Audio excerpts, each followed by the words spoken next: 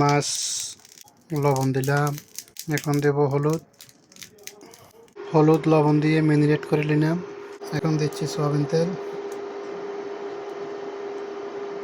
এখন মাছ দিয়ে দিচ্ছি, মাছ দিয়ে দিলাম, ফ্রাই করছি মাছ।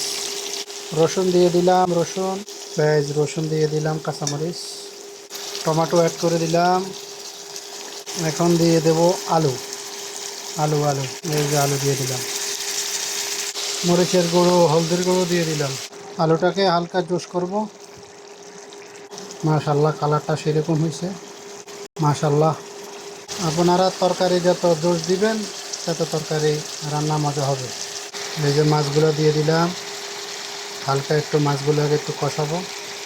আপুরা ভাইয়ারা, তরকারির মধ্যে সবসময় গরম পানি দিলে তরকারির স্বাদ মজা হয়।